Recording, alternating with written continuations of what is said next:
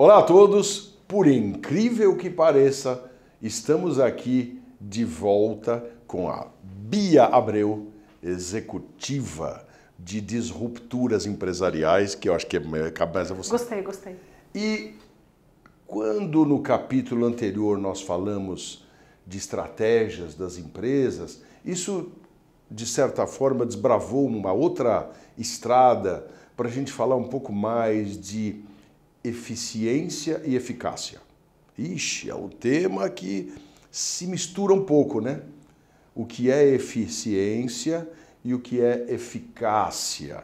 A eficiência, será que executa com excelência, com poucos erros, e a eficácia é com tudo isso, mas com o objetivo de atingir o alvo, o objetivo. Então nós vamos hoje aprender um pouco mais com a Bia e avançarmos também num outro conceito de que o nosso tema é o que acontece hoje recorrentemente dentro das empresas e quais são as vulnerabilidades.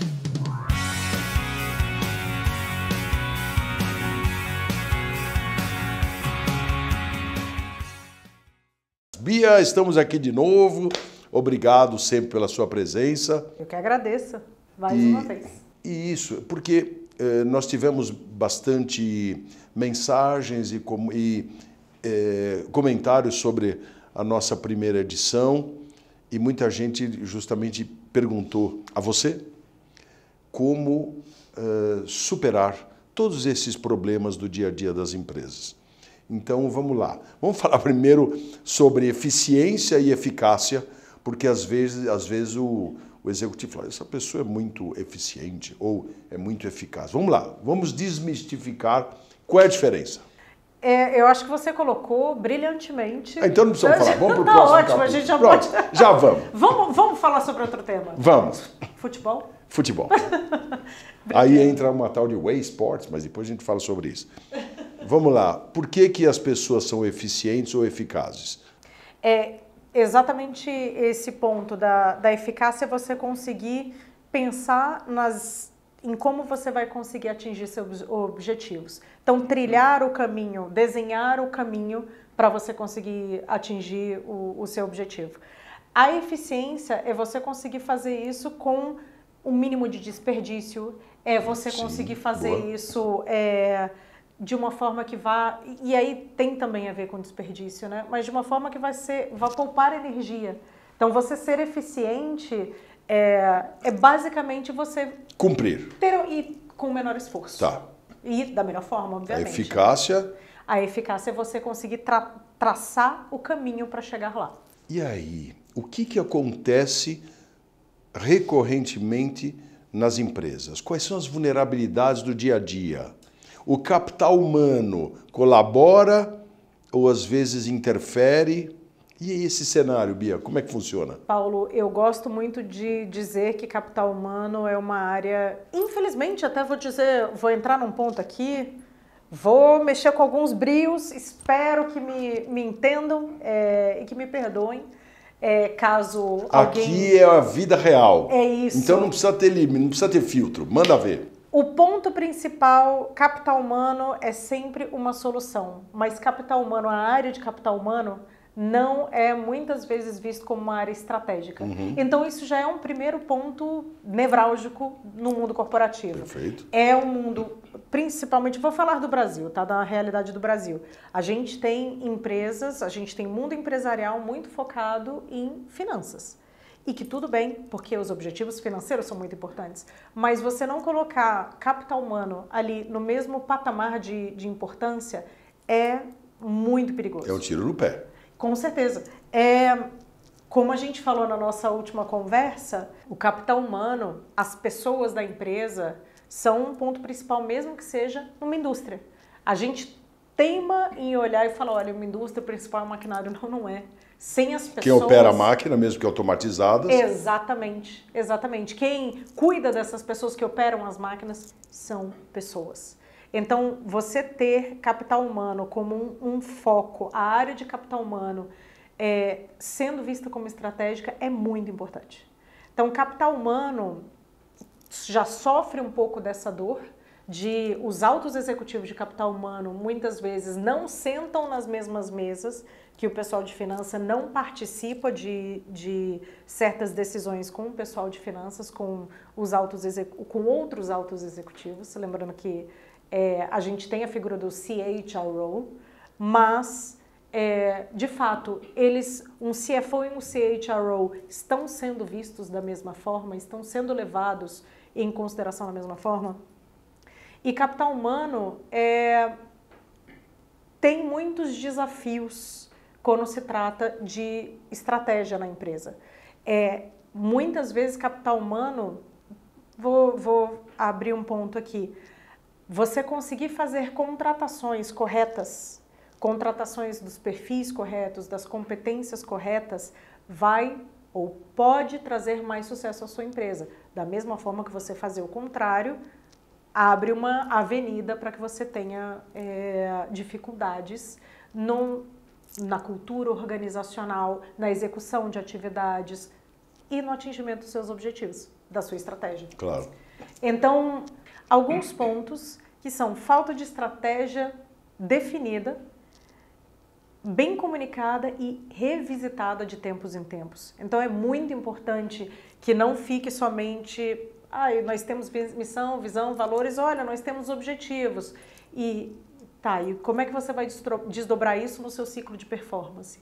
Como você vai fazer o acompanhamento dos seus projetos que vão ser os responsáveis pela entrega da sua estratégia? Como você vai ter as pessoas corretas sentadas nas posições corretas? Qual a estrutura organizacional? Quando a gente fala, de org design, é uma coisa um pouco etérea, mas como a estrutura organizacional que você tem vai... corresponder. Exatamente, vai te ajudar a entregar o que você precisa entregar, o que você se propõe a entregar. Então, são alguns dos desafios que eu vejo hoje em dia que precisam ser endereçados pelas empresas. Você pode afirmar com isso que uma revisão do organograma empresarial, que já é uma empresa tradicional, com preceitos já... Quando a gente fala de tradição, a gente tem uma grande interrogação para perguntar se houve uma modernização versus não está funcionando muito bem há muito tempo e isso é o que nós temos, né? Esse cenário tem bastante. Essa mudança organizacional, o desenho estrutural, às vezes precisa ser revisto, né? Sim, é aquela coisa de time que está ganhando não se muda. Opa, e a inovação e a modernidade. Exatamente. E muitas vezes o time está jogando bem, está ótimo. Mas pode ficar melhor? Exatamente. Se você mudar algumas coisinhas ali, você consegue um resultado ainda melhor. E org design enxerga isso. Org design, exato. Org design, ele começa na estratégia, o entendimento da estratégia. Ok, quais são os seus objetivos, onde a empresa quer chegar. E aí, a partir disso, você começa a fazer o desdobramento da estrutura mesmo. Normalmente, num projeto de org design, por exemplo, você começa ali no primeiro nível. Então, você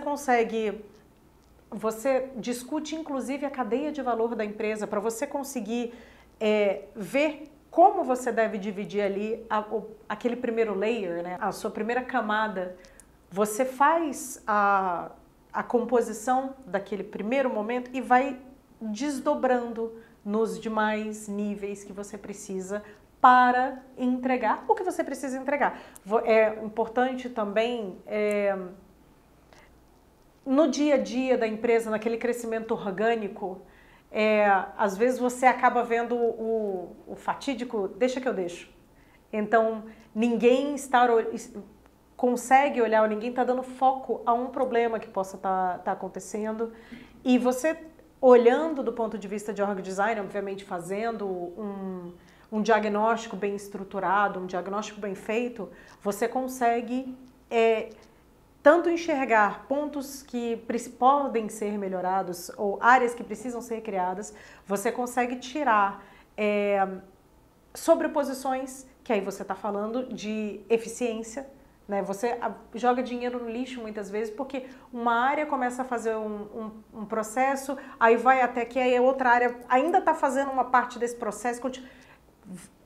O ideal é que você tenha tudo muito bem definido. E aí, no final das contas, você fala até de competências. Então, as competências que são necessárias para as áreas e fazer um mapeamento de competências, claro, com talent management. Gestão de talentos. Muitas vezes, talent, ou essa área de talentos, ela vê muito a contratação e o desenvolvimento dos seus talentos, que é o famoso Talent Acquisition e Talent Development.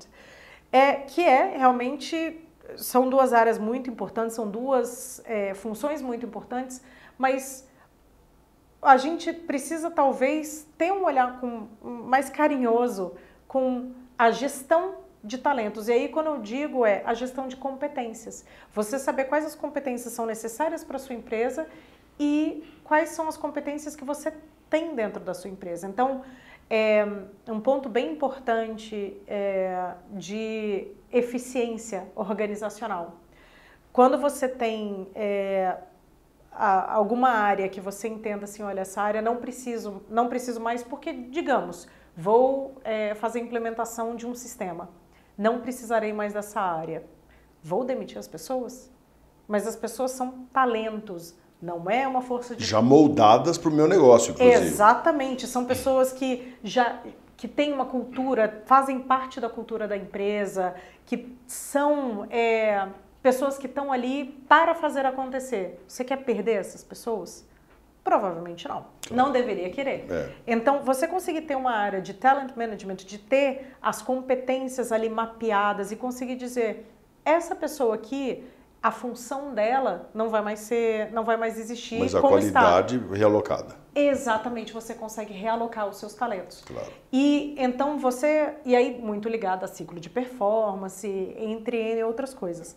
Mas a parte de gestão de talentos é um desafio que a gente tem visto bastante no mercado hoje em dia. Ô Bia, então, para que a gente possa transmitir uma mensagem otimista para os nossos amigos aqui, o que você aconselha para que as empresas se reposicionem no mercado? Porque não pode ser estático. Todo mundo tem de olhar para frente, olhar primeiro para os lados e verificar o que é o seu mercado, quais são as concorrências, quais são os modelos que estão se remanejando nesse posicionamento de cada um dos negócios, mas principalmente olhar por um caminho inovador, por um caminho com vantagens, um caminho que vislumbre um reposicionamento do seu negócio, e para isso precisa olhar internamente.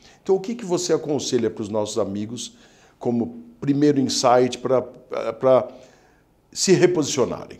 Isso é importante. Reflexão estratégica.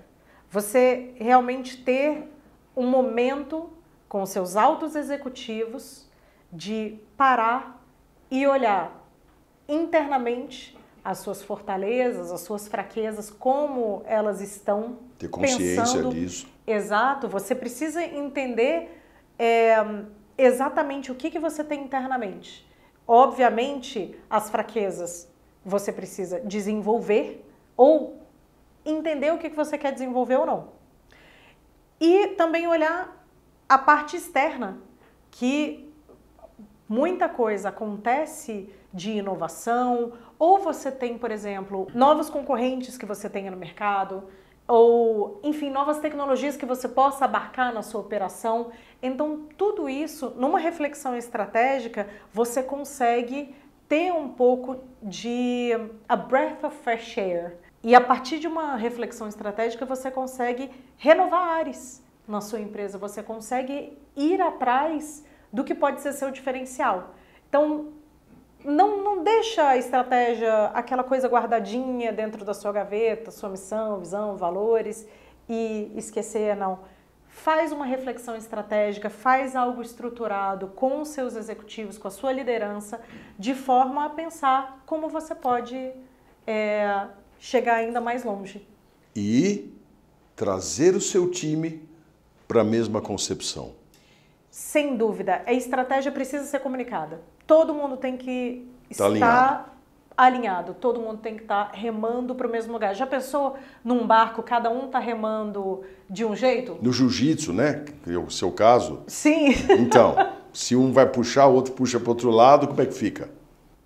Ninguém faz nada. Ninguém faz nada. Se todo mundo trava todo mundo, ninguém faz Já nada. era. E em todo mundo, inclusive em todas as coisas, na vida social, familiar, mas também corporativa, se não tiver essa coesão do time, realmente sucumbe. Exato. Você não precisa... A gente nunca precisa pensar em todo mundo igual, numa forminha de gelo, todo mundo se encaixa igualzinho. A gente, na verdade, precisa ter a maior diversidade que você possa, mas todo mundo com o mesmo objetivo. Todo mundo com a mesma vontade. Bia, então nós precisamos falar para o pessoal que é imprescindível rever. Rever processos, rever cultura, rever modelos, certo? Exato, rever a si mesmo. Isso. Opa, já entramos agora num aspecto... Num momento filosófico. Num momento filosófico.